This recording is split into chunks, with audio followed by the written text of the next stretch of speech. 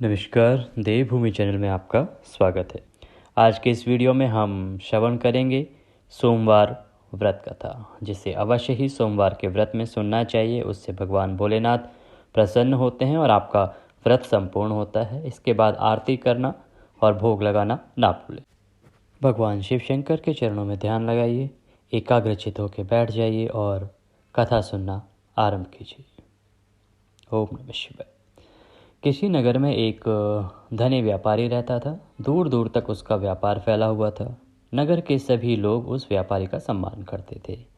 इतना सब कुछ संपन्न होने के बाद भी वह व्यापारी बहुत दुखी और परेशान रहता था, क्योंकि उसका कोई पुत्र नहीं था, जिस कारण अपनी मृत्यु के पश्चात व्यापार के उत्तराधिकारी की चिंता उसे हमेशा सताती रहती थी। पुत्र प्राप्ति की इच्छा से व्यापारी प्रत्येक सोमवार भगवान शिव की पूजा व्रत किया करता था और शाम के समय शिव मंदिर जाकर शिव जी के सामने घी का दीपक जलाया करता था।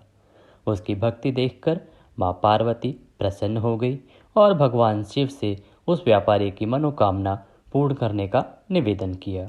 भगवान शिव बोले, इस संसार में सबको उसके कर्म के अनुसार फल की प्राप्ति होती है। जो प्राणी जैसा कर्म करते हैं उन्हें वैसा ही फल प्राप्त होता है।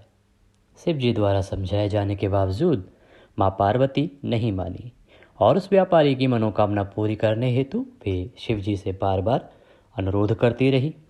अंततः माता के आग्रह को देखकर भगवान भोलेनाथ को उस व्यापारी को पुत्र प्राप्ति का वरदान देना पड़ा। वरदान देने के पश्चात भोलेनाथ माँ पार्वती से बोले, आपके आग्रह पर मैंने पुत्र प्राप्ति का वरदान तो दे दिया, परंतु इसकी आयु सिर्फ 16 वर्ष तक ही रहेगी। उससे अधिक समय तक यह जीवित नहीं रहेगा।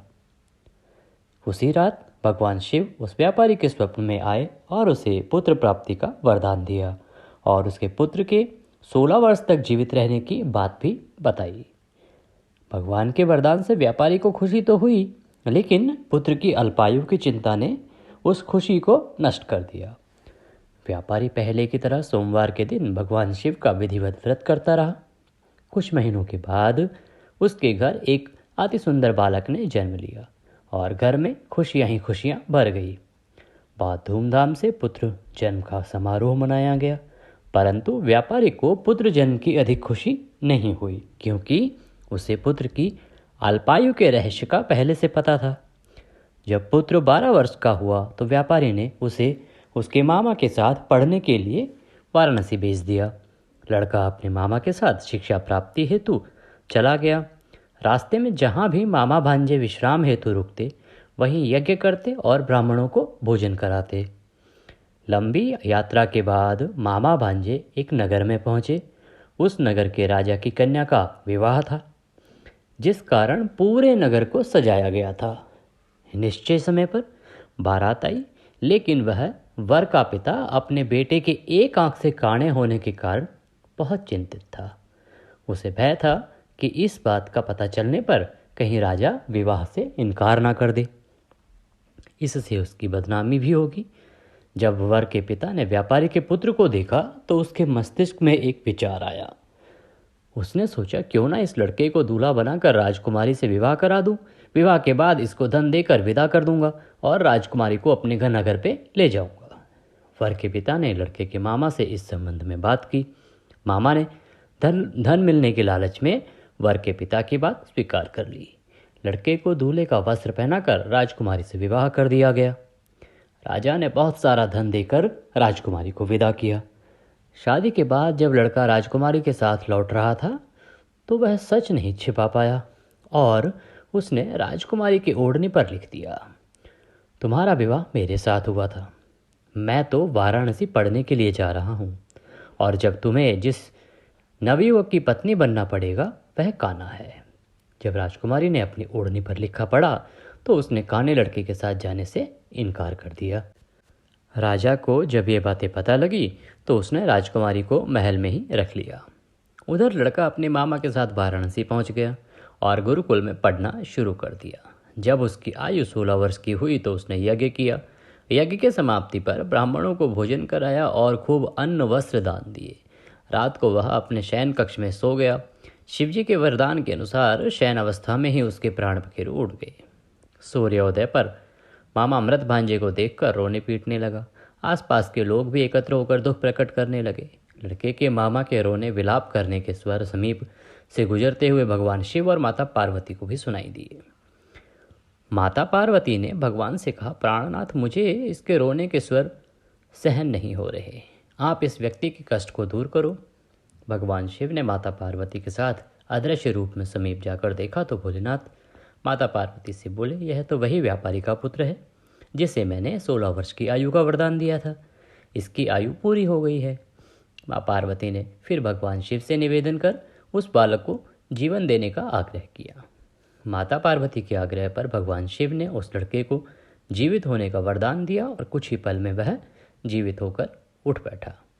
शिक्षा प्राप्ति करके लड़का मामा के साथ अपने नगर की ओर चल दिया। दोनों चलते हुए उसी नगर में पहुंचे जहां उसका विवाह हुआ था। उस नगर में भी यज्ञ का आयोजन किया।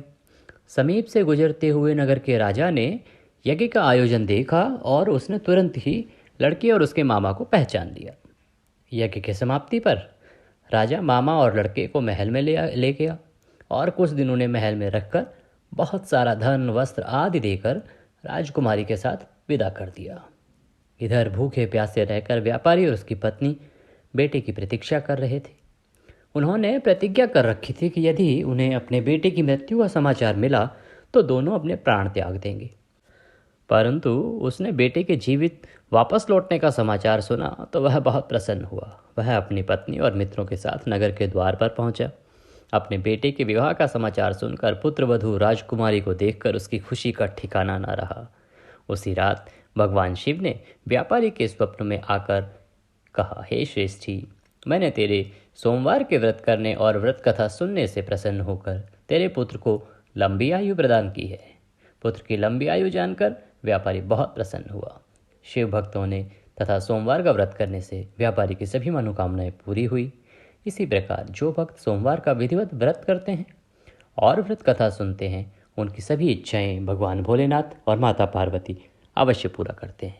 बोलिए शंकर भगवान की जय। इसी के साथ कथा यहाँ पर समाप्त होती है। आप आरती करेंगे और आरती करने के बाद भगवान को भोग लगाएंगे। इस वीडियो में अभी के लिए इतना ही। अगले वीडियो में फिर होगी आपसे मुलाकात। तब तक के लिए ओम नमः शिवाय। अगर आपके पास आरती नहीं है और आप आरती भी सुनना चाहते हैं तो अगले एपिसोड में या अगले सोमवार को हम जब कथा अपलोड करेंगे उसमें आरती भी अवश्य डालेंगे। आप कमेंट बॉक्स में अवश्य लिखिए। ओम नमः शिवाय।